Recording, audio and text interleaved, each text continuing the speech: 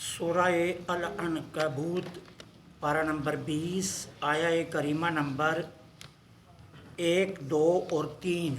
نحمدہ ونصلی ونسلم علی رسولہ الکریم، اما بعد فاعوذ باللہ من الشیطان الرجیم، بسم اللہ الرحمن الرحیم۔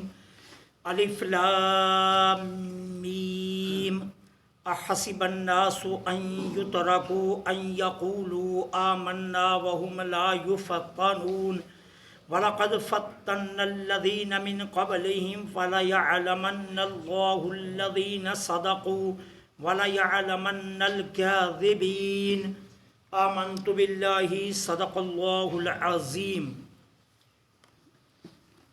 الف لام میم، احسب الناس، کیا لوگوں نے یہ گمان کیا، ان یترکوا، کہ وہ چھوڑ دیے جائیں گے، ان یقولوا، صرف اس بات پر کہ انہوں نے کہا آمنا، ہم ایمان لائے، وہم لا یفتنون، اور وہ آزمائے نہیں گے یا آزمائے نہیں جائیں گے۔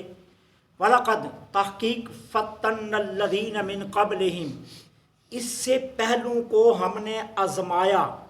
فَلَيَعْلَمَنَّ اللَّهُ الَّذِينَ صَدَقُوا، اللہ ضرور بالضرور ظاہر کرے گا ان کو جو سچے ہیں۔ وَلَيَعْلَمَنَّ الْكَاذِبِينَ، اور اللہ ضرور بالضرور انہیں ظاہر کرے گا جو جھوٹے ہیں۔ یہ قرآن کریم کی جو موجودہ ترتیب ہے، اس کے اعتبار سے اس سورت کا نمبر ہے 29۔ لیکن قرآن جس طرح آسمان سے نازل ہوا اس ترتیب میں جائیں تو پھر اس سورت کا نمبر بنتا ہے 85۔ آسمان سے ترتیب کے لحاظ سے 85 نمبر ہے، اور قرآن میں ترتیب کے اعتبار سے اس کا نمبر ہے 29۔ اس کا نام ہے العنکبوت۔ عربی زبان میں عنکبوت کہتے ہیں مکڑی کو، اور اس سورت کا نام مکڑی اس لیے رکھا گیا کہ آگے جب زندگی نے وفا کی تو آپ جائیں گے جب آگے، تو اس سورت کے اندر یہ لفظ 2 مرتبہ آیا ہے عنکبوت۔ اس وجہ سے قرآن میں اس سورت کے علاوہ کسی اور جگہ یہ لفظ نہیں آیا، تو عنکبوت کا لفظ اسی سورت میں ہے، اس لیے اس کا نام بھی العنکبوت ہی رکھ دیا گیا۔ اس سورہ پاک میں 69 آیات ہیں اور 7 رکوع ہیں۔ یہ مکہ میں نازل ہوئی ہے اور مکی زمانہ جو متوسط تھا اس میں آئی ہے۔ یہ سورہ روم کے بعد اور سورہ مطففین کے پہلے نازل ہوئی ہے، اور مکہ میں اس سورت کے بعد صرف سورہ مطففین آئی ہے، پھر اس کے بعد قرآن مکے میں نہیں آیا، باقی سارا مدینے میں آیا۔ تو یہ اس اعتبار سے اگر دیکھا جائے تو یہ سورت مکہ میں متوسط زمانے میں نازل ہوئی ہے۔ اچھا، یہ دور وہ دور تھا جب والدین اپنے نوجوان بچوں پر ایمان قبول کرنے کی وجہ سے ظلم و ستم ڈھا رہے تھے، انہیں تختہ مشق بنایا ہوا تھا، اور جب عزیز و اقارب اپنے خاندان کے لوگوں کو جنہوں نے کلمہ پڑھا تھا انہیں مار پیٹ رہے تھے، زود و کوب کر رہے تھے، اس دور میں یہ سورہ پاک نازل ہوئی ہے۔ اللہ، اس سورہ پاک میں انہیں صبر کی تلقین کی گئی، آزمائشیں برداشت کرنے کی تلقین کی گئی۔ اچھا، اب یہ جو 2 آیات ابتدائی ہیں ان کا شان نزول کے متعلق مفسرین کرام کے کئی اقوال ہیں۔ ایک قول یہ ہے کہ یہ حضرت عمار اور ان کے والد حضرت یاسر کے متعلق نازل ہوئی ہے۔ یہ سابقون اولین میں سے ہیں، جو لوگ جنہوں نے پہلے شروع میں ایمان قبول کیا، ان میں حضرت عمار اور ان کے والد حضرت یاسر بھی ہیں۔ یہ وہ دور تھا کہ جب پورے مکے میں کفر چھایا ہوا تھا اور خال گنتی کے مسلمان تھے، لیکن مسلمانوں پر انتہائی ظلم و ستم کیا جاتا تھا۔ کہتے ہیں حضرت خباب حضرت عمار کو اور ان کے والد حضرت یاسر کو کیا کرتے تھے، گلے میں رسے ڈال کر گرم ریت پر ننگا کر کے گھسیٹتے تھے اللہ مکہ والے۔ یہ وہ دور تھا جب انہیں پتھروں پر گھسیٹا جاتا تھا، ریت پر گھسیٹا جاتا تھا۔ اور ایک مرتبہ یہ باپ اور بیٹے دونوں پر تشدد ہو رہا تھا اور بری طرح تشدد ہو رہا تھا۔ آقا کریم ان کے پاس سے گزرے تو فرمایا عمار اور یاسر صبر کرنا، تم سے جنت کا پکا وعدہ ہے۔ تو یہ ان کے متعلق نازل ہے۔ کچھ مفسرین کرام کا خیال ہے کہ یہ سورہ پاک یہ آیا کن کے متعلق نازل ہوئی؟ جب کچھ مسلمان ہجرت کر کے مدینہ طیبہ چلے گئے اور کچھ مسلمان ابھی مکہ میں تھے، ظلم و ستم سہ رہے تھے، تو مدینہ کے صحابہ نے مکہ کے صحابہ کو ایک خط لکھا، اور خط میں کیا لکھا؟ کہا تمہارا صرف یہ کہنا کہ ہم ایمان قبول کر لیا ہم نے، یہ کافی نہیں ہوگا اقرار، جتنی دیر تک تم مکہ سے مدینہ ہجرت نہیں کرتے۔ اب مدینہ کے صحابہ کا خط مکہ کے صحابہ کو ملا، نوجوانوں کو، تو یہ ہجرت کے لیے چل پڑے۔ کفار کو پتہ چلا، انہوں نے پیچھا کیا اور پیچھا کر کے ان سب کو پکڑ کر واپس مکے میں لے آئے اور پھر بے پناہ ان پر ظلم و ستم کیا۔ پھر جب ظلم و ستم کیا تو اللہ نے یہ آیات بھیجی مکہ میں ہی۔ اب جب یہ آیات آئی تو مدینہ کے صحابہ نے لکھ کر بھیجا انہیں کہ اللہ نے تمہاری شان میں یہ آیتیں بھیجی ہیں۔ جب انہیں پتہ چلا کہ اللہ نے ہماری شان میں یہ آیتیں بھیجی ہیں تو انہوں نے کہا اب ہم ضرور مکہ سے ہجرت کریں گے، اب اگر کفار نے ہمارا پیچھا کیا تو ہم ان سے لڑیں گے، پہلے کی طرح ہاتھ باندھ کر ہم گرفتاری نہیں دیں گے۔ اب انہوں نے کیا کیا؟ ہجرت کی، اور ہجرت جب کرنے لگے تو پھر کفار نے پیچھا کیا اور کفار سے لڑے، کچھ شہید ہو گئے اور جو بچے وہ ہجرت کر کے مدینہ پہنچے۔ کہا یہ ان کے متعلق نازل ہوئی ہے۔ اور کچھ مفسرین کرام کا یہ رائے ہے ان کی کہ یہ آیت حضرت عمر بن خطاب رضی اللہ تعالی عنہ کے ایک آزاد کردہ غلام تھے جن کا نام تھا معج رضی اللہ تعالی عنہ، یہ ان کی شان میں نازل ہوئی ہیں۔ یہ جب بدر میں مسلمان اور کافر آمنے سامنے آ گئے اور سب بندی ہو گئی تو سرکار علیہ الصلوۃ والسلام نے پوچھا سب سے پہلے مسلمانوں کی طرف سے کون نکلے گا؟ تو مہج آگے حضور سب سے پہلے میں جاؤں گا، اللہ حضور سب سے پہلے میں لڑوں گا۔ اب یہ میدان میں آئے تو عامر بن خضرمی نے ان کو تیر مارا اور یہ شہید ہو گئے۔ جب یہ شہید ہو گئے تو ان کی لاش میدان بدر سے جب اٹھائی گئی تو ان کی والدہ، ان کے والد اور ان کی بیوی شدت کے ساتھ ان کی لاش کو دیکھ کر رو رہے تھے۔ تو اللہ نے یہ آیات بھیجی اور میرے آقا کریم نے انہیں تسلی دیتے ہوئے کہا تم کیوں رو رہے لوگ؟ یاد رکھو اللہ تعالی قیامت کے دن جنت کے دروازے سے سب سے پہلے جس کو آواز دے گا وہ ماج ہوگا۔ تو یوں ان کو صبر اور تسلی ملی۔ تو اس طرح یہ آیہ کریمہ اللہ پاک نے ان تین مواقع کو جوڑ کر ان تینوں کی شان میں اللہ نے یہ بھیجی۔ اب اللہ تعالیٰ کیا فرماتے ہیں؟ یہ کافی نہیں ہے کہ تم کہہ لو کہ ہم ایمان لائے اور پھر تمہیں کوئی آزمایا نہ جائے۔ کہا یہ کافی نہیں، تم یہ مت گمان کرو کہ ایمان لانے کے بعد تمہیں آزمایا نہیں جائے گا۔ اللہ فرماتا ہے اللہ نے پہلی امتوں کو بھی آزمائشوں میں ڈالا ہے اور شدت کی آزمائشیں ہوئی۔ اب سنو کیسی کیسی آزمائشیں ہوئی۔ حضرت خباب بن ارت روایت کرتے ہیں نبی کریم صلی اللہ علیہ وسلم خانہ کعبہ کے سائے میں بیٹھے ہوئے تھے، میں حاضر ہوا، میں نے کفار کے ظلم و ستم کی شکایت کی اور شکایت کر کے میں نے عرض کیا اللہ کے رسول کیا ہم حق والے نہیں ہیں؟ سرکار نے فرمایا ہم حق والے ہیں۔ تو پھر یا رسول اللہ آپ ہمارے حق میں دعا کیوں نہیں کرتے اور حضور آپ اللہ سے مدد کیوں نہیں مانگتے کہ اللہ ان ظالموں سے ہماری جان چھڑا دے؟ تو سرکار نے فرمایا حباب سن، پھر اللہ تعالیٰ نے پہلی امتوں کو کیسے آزمایا؟ کہا پہلی امتوں میں ایک شخص کلمہ پڑھتا تھا، لوگ اسے سیدھا گڑھا کھود کر زمین میں کھڑا کرتے تھے اور مٹی ڈال کر جو نا اس کا آدھا جسم دبا دیتے تھے، اور جو باقی بچتا تھا اس پر آرا چلا کر 2 ٹکڑے کر دیتے تھے. لیکن اتنی تکلیف، اتنی شدت کے باوجود بھی وہ اپنے دین سے پھرتا نہیں تھا، پھر بھی اپنے دین پر قائم رہتا تھا.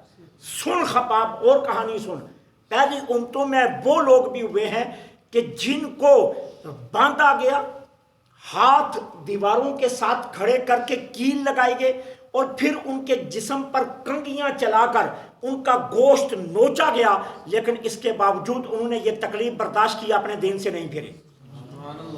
کہا یہ مت سمجھو کہ آسانی سے دین مل جائے گا. ہاں اللہ نے وعدہ کیا ہے وہ اپنے دین کو مکمل کرے گا تو وہ کرے گا، یہ دین مکمل ہو کر رہے گا. لیکن تم آسانی سے کہو تو یہ نہیں ہوگا. اللہ تمہیں آزمائے گا، آزمائشوں میں ڈالے گا، تکالیف دے گا، پھر اس کے بعد جا کر جان چھوٹے گی. حضرت ابو سعید خدری رضی اللہ تعالیٰ عنہ روایت کرتے ہیں، میں حضور کی بارگاہ میں حاضر ہوا تو سرکار کو سخت بخار تھا. میں نے ہاتھ لگایا تو ایسے لگ رہا تھا جیسے میں نے آگ پر ہاتھ رکھ دیا ہو، اتنا تیز حضور کو بخار تھا. میں نے عرض کیا اللہ کے رسول آپ کو اتنا شدید بخار صلی اللہ علیہ وسلم؟ سرکار نے فرمایا ہاں ابو سعید خدری، ہاں اتنا ہی بخار. اللہ ہمیں آزمائشوں میں ڈالتا ہے تاکہ وہ ہمیں اجر بھی دگنا دے، اور ہماری مصیبتیں بھی نبیوں کی دگنیاں ہوتی ہیں. اللہ ہمیں دگنی مصیبتوں میں ڈالتا ہے تاکہ دگنا اجر دے. حضرت ابو سعید فرماتے ہیں میں نے عرض کیا اللہ کے رسول سب سے زیادہ مصیبتیں کس پر آئی؟ تو سرکار نے فرمایا انبیاء پر. سب سے زیادہ مصیبتیں کس پر آئی ہیں؟ سرکار نے فرمایا سب سے زیادہ مصائب انبیاء پر آئے. میں نے عرض کیا اللہ کے رسول، اس کے بعد فرمایا پھر نیک لوگوں پر. میں نے عرض کیا اس کے بعد، فرمایا سنو اس اللہ اپنے نیک لوگوں میں سے کسی کو اتنا فقر میں مبتلا کرتا ہے کہ اس کے پاس سوائے ایک چادر کے کچھ نہیں رہتا. اللہ، نہ کھانے پینے نہ پہننے کوئی چیز نہیں رہتی، وہ ایک چادر میں آ جاتا ہے، اور ایک چادر پر زندگی گزار رہا ہوتا ہے بھوک اور پیاس میں. اللہ پھر اس کو اتنی بڑی آزمائش سے گزار کر پھر اپنا بندہ بناتے ہیں. جیسے میں نے پہلے بھی عرض کیا، سیدی غوث اعظم رضی اللہ تعالیٰ عنہ نے 12 برس پتے کھا کر گزارا کیا. درختوں کے پتے، زمین کی گھاس، کھانے کے لیے کچھ نہیں تھا، کھانے کے لیے کچھ نہیں تھا. حضرت ابو الحسن خرقانی رحمت اللہ علیہ کی بارگاہ میں بادشاہ آیا، ان کا مرید تھا، اور اشرفیوں کا تھیلا لے کر آیا، پیسوں کا بھر کر تھیلا لے کر آیا، تو آپ کے سامنے رکھا. کہا حضور میں آپ کا مرید ہوں، بادشاہی وقت ہوں، یہ نذرانہ پیش کرنے کے لیے آیا. تو آپ نے فرمایا اچھا. آپ اندر گئے اور اندر سے روٹی لائے، اور وہ روٹی کئی دنوں کی پرانی تھی. آپ نے فرمایا یہ کھاؤ. اب حکم تھا شیخ کا، اب مرید کو کھانی پڑی. اب اس نے بڑے زور سے دانتوں کے نیچے، داڑھ کے نیچے رکھ کر تھوڑی سی توڑی تو اب اسے اپنے منہ میں گما رہا ہے. تو فرمایا کھاتے نہیں ہو؟ کہا حضور یہ اتنی سخت ہے کہ حلق سے اتر نہیں رہی. فرمایا جس طرح تجھے یہ روٹی نہیں حلق سے اتر رہی، اس طرح یہ پیسہ ہمیں حلق سے نہیں اترے گا. اللہ، ہمیں اس کی ضرورت نہیں ہے. جس طرح تیرے حلق سے یہ روٹی نیچے نہیں نہ جا رہی، اب اسی طرح یہ پیسہ ہمارے حلق سے نیچے نہیں جائے گا. اور وہی حضرت ابو الحسن خرقانی نے وہی روٹی لی اور منہ میں رکھی اور چبا کر کھا لی. فرمایا ہم اس روٹی پر گزارا کرتے. اللہ آزماتا ہے اپنے بندوں، آزمائشوں میں ڈالتا ہے. حضرت سعد بن ابی وقاص رضی اللہ تعالیٰ عنہ روایت کرتے ہیں میں حضور کی بارگاہ میں حاضر ہوا. میں نے عرض کیا اللہ کے رسول اللہ نے سب سے زیادہ سخت مصیبت کس پر بھیجی؟ سرکار نے فرمایا انبیاء پر. میں نے عرض کیا اللہ کے رسول اس کے بعد؟ فرمایا جو ان کے ساتھ تھے، نبیوں کے ساتھ. میں نے عرض کیا پھر؟ فرمایا جو نبیوں کے ساتھ والوں کے ساتھ تھے، پھر ان پر. میں نے عرض کیا پھر؟ فرمایا پھر دین کے اعتبار سے جو دین میں جتنا مضبوط ہوتا جائے گا اللہ اتنا بڑے مصیبتوں میں ڈالتا جائے گا. دین کے اعتبار سے اللہ مصائب میں ڈالتا ہے. جس کا دین جتنا مضبوط ہوتا جائے گا، جو اپنے اندر دین کی جتنی مٹھاس محسوس کرے گا، اللہ اس کو اتنا ہی بڑا آزمائشوں میں ڈالتا جائے گا. جو جتنا مصیبت میں پھنستا جائے نا، شرط یہ ہے کہ دین کا پکا ہو، وہ سمجھ لے اللہ مجھے آزمائشوں میں لا رہا ہے.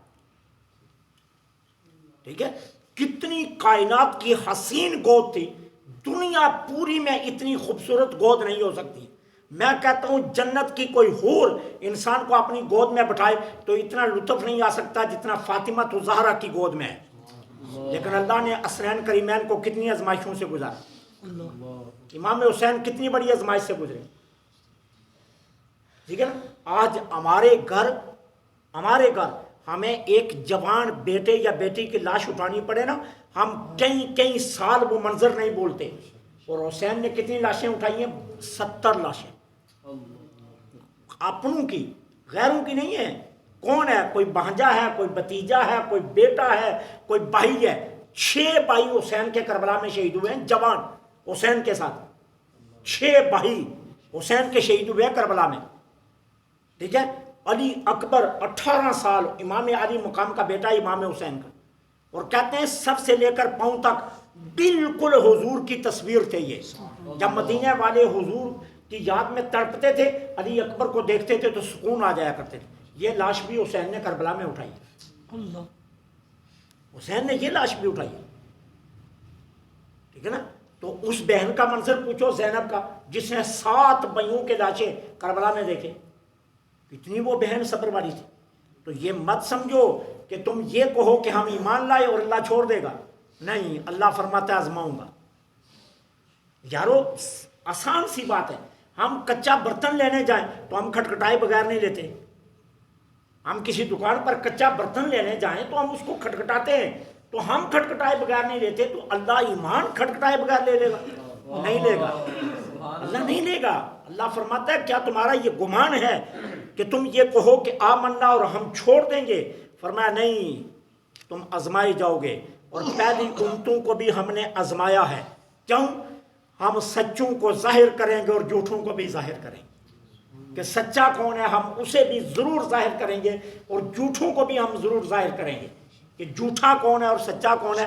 اس کے لیے ہم آزمائشوں سے گزاریں گے کہ ہم دیکھیں گے آزمائش میں ثابت قدم کون رہتا ہے، کون اتنی آزمائشوں کے باوجود بھی ثابت قدم رہتا ہے۔ آج ہمارے یہاں ایک دن روٹی نہ آئے، کاروبار جو ہے نا تھوڑا سا ڈھیلا پڑ جائے، اللہ کی قسم میرے پاس دوست آتے ہیں، دعا کرنا جی آج کل کام ٹھیک نہیں ہے۔ اچھا حالت کیا ہوتی ہے؟ گاڑی پاس ہے 36 لاکھ کی، 3 کروڑ کی کوٹھی بھی پاس ہے، ٹھیک ہے، 2-2.5 ہزار والا سوٹ بھی پہنا ہوا ہے، نیچے 5 ہزار والا جوتا بھی پہنا ہوا ہے، اور کہتا ہے جی دعا کرنا حالات ٹھیک نہیں، دعا کرنا حالات ٹھیک نہیں۔ اس حال میں بھی کہتا ہے حالات ٹھیک نہیں، اس حال میں بھی۔ اور مدینے کی کہانی سنو، ایک کھجور لے کر مسجد نبوی میں صحابہ آتے تھے، ایک کھجور افطاری کے لیے۔ اب خیال آتا سحری کیا کھاؤں گا، تو کیا کرتے؟ افطاری کا وقت ہوتا، منہ میں کھجور رکھتے، چوس کر وہی کھجور پھر جیب میں ڈال دیتے کہ سحری بھی تو کرنی ہے نا۔ ایک کھجور پر سحری اور افطاری ہوتی، لیکن زبان سے کبھی شکوہ نہیں، زبان سے کبھی اعتراض نہیں، کبھی نہیں یہ کہا کہ اللہ یہ کیا کر رہا ہے، ہم نے تیرے محبوب کا کلمہ پڑھا اور تو ہمارے ساتھ کیا کر رہا ہے۔ کبھی ایک لمحے کے لیے بھی یہ لفظ اپنی زبانوں پر نہیں لائے، ایک ساعت گھڑی کے لیے بھی نہیں۔ اور یہ نہیں کہا یا رسول اللہ دعا کیجئے اللہ ہمیں خوشحالیاں دے، دعا کروائی ہے تو کس کی کروائی ہے؟ یا اللہ یا رسول اللہ دعا کیجئے ہم وفادار رہیں، بس یہ دعا کروائی کہ ہم ایمان کے وفادار رہیں۔ تو اللہ فرماتا ہے تمہارا یہ گمان ہے کہ تم چھوڑ دیے جاؤ گے، نہیں، ہم نے پہلوں کو آزمایا، تمہیں بھی آزمائیں گے اتنی دیر تک کہ ہم سچوں کو سچا ظاہر کر دیں اور جھوٹوں کو جھوٹا۔ اللہ سے دعا ہے اللہ حق